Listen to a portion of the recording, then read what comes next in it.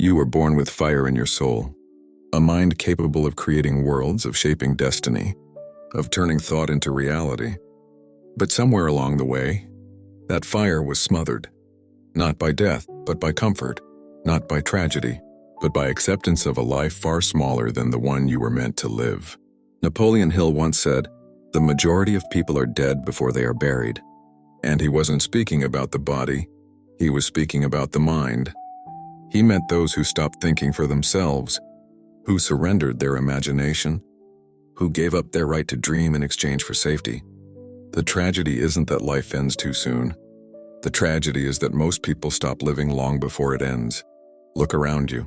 How many people wake up every morning and simply repeat the same script as yesterday?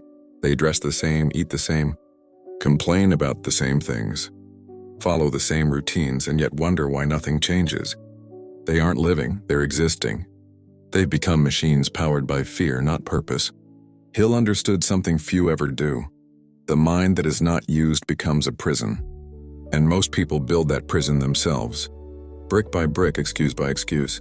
They lock themselves behind thoughts like, "It's too late for me. I wasn't born lucky. I don't have what it takes." And every time they say it, they add another bar to their mental cage.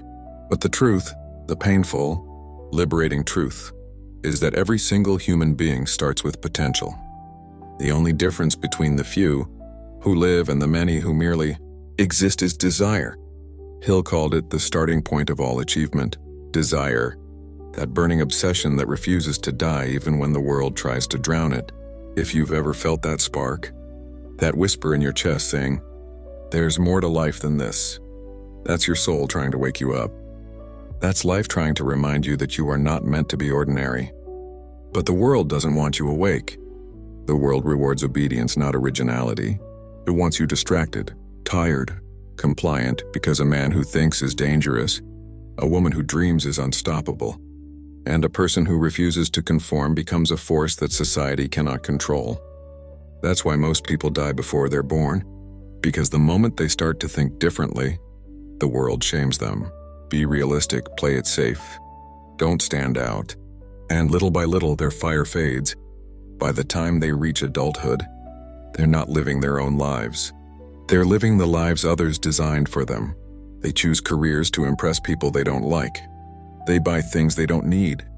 They chase validation instead of fulfillment. And then they wonder why they feel empty. Hill called this spiritual suicide. He said, "If you do not plant your own thoughts, someone else will plant them for you." And that's what has happened to millions, and their minds have been hijacked. They are breathing, walking, scrolling, eating, but they are not alive. So what does it mean to be alive? To live in Hill's sense of the word means to use the power of your own thought. It means to decide who you are, what you want, and to move toward it with unshakable faith. It means refusing to let fear dictate your destiny. But faith doesn't come easy. Hill said that faith is the only known antidote to failure. And faith, my friend, isn't belief in comfort. It's belief in your own capacity to endure chaos. To stand firm when life rips everything away and still whisper, "I'm not done yet." You see, most people wait to live until life becomes perfect. They wait for the right moment, the right people, the right confidence. But that moment never comes. And so they wait until they've weighted themselves into the grave. They die without ever writing their book, without ever saying what they truly felt, without ever building what they dreamed of as a child. They die, not because their hearts stopped beating, but because they stopped listening to it. Napoleon Hill spent 20 years studying over 500 of the most powerful men in the world, Carnegie, Edison, Ford, and he realized something that most people miss even today. The greatest tragedy of humankind is wasted imagination. A mind that could create heaven can also build hell. And when you use that imagination only to replay fear, regret, or self-doubt, you've already begun to die. So if you're listening to this, I want you to ask yourself a question. Are you alive? Or are you just surviving? Do you wake up with purpose? Or do you wake up because you have to? Do you think for yourself? Or do you let the world think for you? Hill taught that life will give you whatever you demand of it, not what you wish for and what you demand. But most people stopped demanding long ago. They settled. They made peace with mediocrity and called it balance. They buried their hunger under comfort. And then they call the few who keep fighting crazy. They laugh at the dreamers, the risk-takers, the ones who burn their bridges and chase the impossible, but those are the only people truly alive. Because death doesn't come to the body first, it comes to the spirit. And when your spirit is on fire, no one can bury you. You've probably heard it before, follow your passion. But Hill's version was deeper. He said, transmute your desire into purpose. Meaning don't just feel it, discipline it. Don't just wish work, because the dream without action is just another kind of death.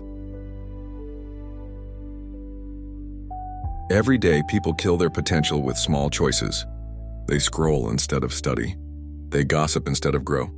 They compare instead of create. And every small surrender compounds into a life unlived. Hill said it bluntly, if you do not conquer self, you will be conquered by self. Meaning your greatest enemy isn't failure, it's distraction. It's fear disguised as logic. It's the tiny voice that says, maybe later. And if you listen to that voice long enough, you'll wake up one day wondering where your life went. You'll realize that you didn't lose it, you gave it away. But you can still return to life. You can still reclaim your mind. You can still decide today to live with intensity, curiosity, and hunger. Because being alive isn't about how long you breathe. It's about how deeply you think. Hill believed that thought was the single most powerful force in existence. And if that's true, then most people are walking around holding dynamite and never lighting the fuse. You can create heaven or hell with your own mind. The difference lies in what you dare to imagine. So don't fear death. Fear never living. Fear reaching the end and realizing you never even started. If you've been asleep, mentally, emotionally, spiritually, this is your wake-up call. You don't need permission to begin. You don't need applause. You don't need the perfect plan. You need a decision. One thought, one decision can bring you back to life. That's how resurrection works in the human mind. Hill used to say, whatever the mind can conceive and believe, it can achieve. But the key isn't the phrase, and it's the faith behind it. If you believe deeply enough, your mind bends reality to meet your conviction. But if you doubt yourself, life will mirror that too. So stop burying yourself under excuses. Stop mistaking survival for success. Stop letting the world define what possible means. You were not born to be ordinary. You were born to create, to challenge, to question, to build, to evolve, to die only once, not every single day you refuse to live. Most people never experience freedom because they never risk everything for what they love. They choose the illusion of safety over the adventure of purpose. But Hill would tell you, the safest path is often the most dangerous. Because while you're avoiding pain, you're also avoiding growth. So take a breath. Look at your life. Be honest. Where have you settled? Where have you let fear decide? Where have you died? And can you bring that part of you back to life? Don't wait for permission. Don't wait for signs. Don't wait for time. Time isn't loyal to anyone. Right now, you're still breathing. And that means there's still time to live. So live fiercely, love deeply, think independently, work obsessively, and die only once when your purpose is fulfilled. Because the rest of the world, they die every day, then call it normal.